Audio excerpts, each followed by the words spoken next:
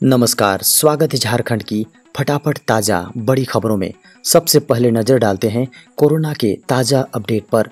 झारखंड में पिछले 24 घंटे के दौरान 2037 नए संक्रमित मिले और अब तक कुल संक्रमितों की संख्या बढ़कर झारखंड में 3,29,000 हो गई है। वहीं 3,929 संक्रमित ठीक हुए, कुल संख्या 3,02,000 हो गए हैं।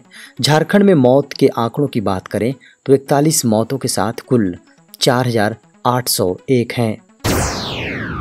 झारखंड में लगभग 80,000 रसोइया सहायिकाओं के मानदेय में होगी वृद्धि। झारखंड के सरकारी स्कूलों में मध्याह्न भोजन योजना के अंतर्गत कार्यरत लगभग 80,000 रसोइया सह सहायिकाओं के मानदेय में राज्य सरकार ने 500 रुपये की वृद्धि का निर्णय लिया है। उन्हें अब प्रति महीने 1,500 की जगह 2,000 रुपये का मानदेय मिलेगा। सरकार की ओर से इन्हें मानदेय भुगतान के लिए 39.79 करोड़ रुपए खर्च करने के प्रस्ताव को मंजूरी प्रदान कर दी गई है। झारखंड के मुख्यमंत्री हेमंत सोरेन ने मध्याह्न भोजन योजना के अंतर्गत कार्यरत रसोइया सह सहायिकाओं को राज्य अंतर्गत दिए जाने वाले अतिरिक्त मानदेय को लेकर 39,79,55,000 रुपये खर्च करने की स्वीकृति दी है।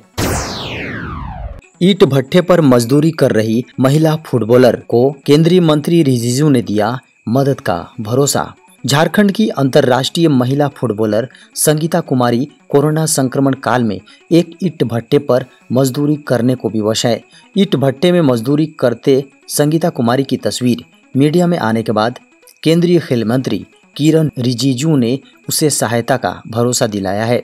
इससे पहले राष्ट्रीय महिला आयोग ने झारखंड सरकार से कहा है कि वह उस अंतर्राष्ट्रीय फुटबॉलर को मदद मुहैया कराए जो वित्तीय संकट के कारण ईंट भट्ठे में मजदूरी करने पर मजबूर हैं। झारखंड में 25 से 28 मई तक जबरदस्त बारिश के आसार। दोस्तों, अभी ताउते तूफान का विनाशकारी थमा भी नहीं था कि एक अन्य चक्रवात यास भारत से टकराने वाला है। मौसम विभाग के अनुसार यास 26 मई को पश्चिम बंगाल समुद्री तट से टकराएगा। जी हां, इसके साथ ही झारखंड में 25 से 28 मई तक जबरदस्त जोरदार बारिश के आसार बने हुए हैं। आपको बता दें कि इस दौरान 120 किलोमीटर की रफ्तार से हवा चलेगी। इस तूफान का असर झारखंड में भी दिखेगा। वहीं मौसम विभाग ने 25 से 28 मई के बीच पूरे झारखंड में आंधी के साथ मूसलाधार बारिश और वज्रपात की चेतावनी जारी की है। ऐसे में लोगों से अपील की जा रही है कि वे सावधान रहें, मौसम बदलने पर सुरक्षित स्थान पर शरण लें, साथ ही बिजली की चीजों से दूर रहें। झारखंड के मुख्यमंत्री ने पेरेंट्स, शिक्षकों और छात्रों से मांगी राय। दोस्तों, झारखंड के मुख्यमंत्री हेमंत सोरेन ने 12वीं परीक्षाओं को लेकर अभिभावकों, छात्रों और शिक्षकों से अपने फेसबुक पेज के जरिए सुझाव मांगे हैं। उन्होंने लिखा, प्रदेश के कक्षा 12वीं में पढ़ने वाले सभी बच्चों के अभिभावकों, अध्यापकों एवं खुद छात्रों से इस वर्ष के बोर्ड परीक्षा पर राय जानना चाहता हूं। कृपया अपने बहुमूल्य सुझाव कमेंट कर साझा करें। इससे मुझे भारत सरकार के साथ होने वाली बैठक में आपके विचार, सुझाव एवं परेशानियों को और भी बेहतर तरीके से रखने में मदद मिलेगी। मुख्यमंत्री ने फेसबुक पेज पर जनता से इंटरमीडिएट की परीक्षा को लेकर राय मांगी, जिसे 6 घंटे में 6,000 से अधिक कमेंट्स और 350 लोगों ने शेयर किया। देश में संक्रमण से मरने वालों की संख्या 3 लाख के पार। दोस्तों, भारत में कोरोना से मरने वाले मरीजों की संख्या रविवार को 3 लाख के पार हो गई। देश में पिछले साल 13 मार्च को संक्रमण से पहली मौत हुई थी। इसके 14 महीने 10 दिन बाद मौतों की संख्या 3 लाख हुई है। अब तक कुल 3,02,744 लोग इस महामारी का शिकार बन चुके हैं। देश में कोरोना की दूसरी लहर कमजोर पड़ने के बाद भी मरने वालों की संख्या कम नहीं हो रही है। मई में हर रोज औसतन 3,500 मौतें हुई। ये पूरी दुनिया में सबसे ज्यादा है। नेपाल में फंसे झारखंड के 26 प्रवासी मजदूर पहुंच गए हैं दुमका, जिनमें 5 मिले कोरोना संक्रमित। दोस्तों, नेपाल में फंसे झारखंड के दुमका के 26 प्रवासी मजदूर दुमका पहुंच गए, जिसके बाद कोरोना संक्रमित पाए गए 5 श्रमिकों को कोविड अस्पताल में भर्ती करा दिया गया है। अन्य 21 श्रमिकों को दुमका के निकट हिजला में बनाए गए कोविड केयर सेंटर में पृथकवास में भेज दिया गया है। शनिवार को सुबह 10:30 बजे इन 26 श्रमिकों को नेपाल की सीमा से लेकर झारखंड के दुमका के लिए रवाना हुए दंडाधिकारी राकेश कुमार ने बताया कि भारत की सीमा में पहुंचने पर झारखंड के श्रमिकों की रैपिड एंटीजन जांच की गई, जिसमें 5 श्रमिकों को कोरोना वायरस से संक्रमित पाया गया। दोस्तों, एक सनसनीखेज खबर पाकुड़ से आ रही है। यहाँ नाबालिग प्रेमी युगल ने पेड़ से फांसी लगाकर दे दी जान। दोस्तों, झारखंड के पाकुड़ जिले के महेशपुर थाना क्षेत्र के पच्चाई बेड़ा गांव के रसिक टोला के समीप नदी के किनारे नाबालिग प्रेमी युगल ने बीती रात फांसी लगाकर अपनी जान दे दी। आपको बता दें कि रविवार की सुबह नदी की ओर गए कुछ ग्रामीणों की नजर पेड़ से लटकते दोनों की लाश पर पड़ी तो इसकी सूचना महेशपुर थाने को दी गई।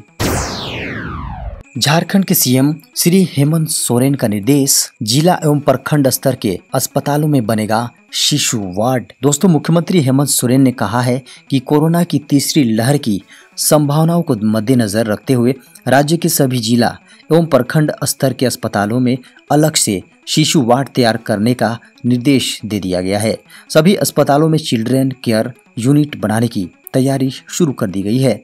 अपने आवासीय कार्यालय से रविवार को वेबिनार के जरिए देश और राज्य के विभिन्न अस्पतालों के विशेषज्ञ डॉक्टरों के साथ संवाद कर मुख्यमंत्री ने यह बात कही। डॉक्टरों ने मुख्यमंत्री के समक्ष कोरोना संक्रमण की तीसरी लहर की संभावना को देखते हुए आने वाली मुश्किलों और चुनौतियों के संबंध में विचार विमर्श किया। दोस्तों, देवघर जिले से एक बड़ी खबर निकलकर सामने आ रही है। यहाँ दर्जन भर साइबर क्रिमिनलों को देवघर पुलिस ने किया गिरफ्तार। दोस्तों, जिले में पुलिस ने साइबर अपराधियों के खिलाफ मोर्चा खोल दिया है। जितने साइबर अपराधी गिरफ्तार होते हैं उससे ज़्यादा फिर लोगों को ठगने में लग जाते हैं। देवघर पुलिस द्वारा साइबर अपराधियों के खिलाफ कार्रवाई जारी है। आपको बता दें कि साइबर थाना की पुलिस ने देवघर जिला के करौं थाना क्षेत्र के नागादरी व जगाडीह मार्गो मुंडा थाना क्षेत्र के खिजुरिया टांड पालाजोरी थाना क्षेत्र पत्थर घटिया व महुआ डाबर और सारवा थाना क्षेत्र के ललुआडी गांव से 12 साइबर अपराधियों को गिरफ्तार किया है। साइबर अपराधियों के पास से 19 mobile, 28 SIM card, 6 ATM, 2 passbook, chequebook, 2 laptop और 1 बुलेट मोटरसाइकिल बरामद किया गया है। घरेलू विवाद में बुजुर्ग ने लगाई फांसी, पत्नी ने भी की आत्महत्या की कोशिश। दोस्तों, चास थाना क्षेत्र के एक बुजुर्ग व्यक्ति ने आत्महत्या कर ली। दरअसल बुजुर्ग व्यक्ति की अपनी पत्नी के साथ किसी बात को लेकर विवाद हो गया था, जिसके बाद उसने यह कदम उठा लिया। जब पत्नी को यह बात पता चली तो वह भी पहुंच गई घटनास्थल पर और उसी रस्सी से उसने भी फांसी लगाने की कोशिश की, लेकिन वह अपने पति के कंधे में आकर फंस गई, जिससे वह बच गई। इसके बाद लोगों ने महिला की रस्सी को काटकर उसे उतारा और उसे अस्पताल पहुंचाया। आपको बता दें कि गांव वालों ने बताया कि रात में दोनों का किसी बात से विवाद हुआ था, उसके बाद यह घटना हुई। सीबीएसई की बैठक में शामिल हुए मुख्यमंत्री हेमंत सोरेन बोर्ड परीक्षा पर दिया महत्वपूर्ण सुझाव। दोस्तों, झारखंड के मुख्यमंत्री हेमंत सोरेन अपने आवासीय कार्यालय से रविवार को केंद्रीय माध्यमिक शिक्षा बोर्ड द्वारा सीबीएसई 12वीं बोर्ड की परीक्षा प्रोफेशनल कोर्सेज एवं एंड एंट्रेंस इंड एंट्रेंस परीक्षाओं के आयोजन को लेकर वीडियो कॉन्फ्रेंसिंग के जरिए बैठक में सम्मिलित हुए। मुख्यमंत्री ने बैठक को संबोधित करते हुए अपने सुझाव रखे। उन्होंने भविष्य की योजनाओं पर चर्चा भी की। मुख्यमंत्री ने कहा कि केंद्रीय माध्यमिक शिक्षा बोर्ड द्वारा आयोजित यह बैठक महत्वपूर्ण है। आज हम सभी लोग एक अहम विषय पर चर्चा कर रहे हैं। युवा पीढ़ी की चिंता करना जरूरी है। केंद्र सरकार द्वारा आगामी परीक्षाओं के आयोजन को लेकर चिंतन किया जा रहा है। यह सराहनीय पहल है। झारखंड की हेमंत सोरेन सरकार ने चेताया, ई पास को बनाया मजाक तो भेज देंगे जेल। दोस्तों, झारखंड में ई पास को लेकर बड़ा हंगामा खड़ा हो गया है। यहाँ वहाँ जहाँ तहाँ बाबा का ढाबा और कभी खुशी गम कभी के लिए पास लेना अब जन सामान्य को महंगा पड़ेगा। राज्य सरकार ने ऐसे लोगों को कड़ी चेतावनी दी है कि गलत जानकारी पर अब उन्हें सीधे जेल भेज दिया जाएगा। परिवहन विभाग ने कहा है कि पास लेने के लिए कोई भी व्यक्ति अगर गलत जानकारी देगा तो उस पर पुलिस कानूनी प्रावधानों के तहत सख्त कार्रवाई करेगी। आपको बता दें कि कोरोना वायरस संक्रमण की चेन तोड़ने के लिए मुख्यमंत्री हेमंत सोरेन की झारखंड सरकार ने लॉकडाउन में जरूरी काम निपटाने के लिए 16 मई से ई पास के बिना घर से बाहर नहीं निकलने का आदेश दिया है। बोर्ड परीक्षाओं को लेकर केंद्र ने 25 मई तक राज्यों से मांगे लिखित सुझाव। दोस्तों 12वीं कक्षा की बोर्ड परीक्षाएं और प्रवेश परीक्षाओं को लेकर रविवार को हुई हाई लेवल मीटिंग में केंद्रीय शिक्षा मंत्रालय ने सभी राज्यों से 25 मई तक लिखित में सुझाव मांगे हैं। केंद्रीय शिक्षा मंत्री डॉक्टर रमेश पोखरियाल निशंक ने ट्वीट कर कहा कि सभी राज्यों से लिखित में अपने सुझाव 25 मई तक भेजने का आग्रह किया गया है। उन्होंने कहा कि यह हाई लेवल मीटिंग बहुत ही उपयोगी रही क्योंकि इसमें मौजूदा परिस्थितियों की समीक्षा भी की गई है।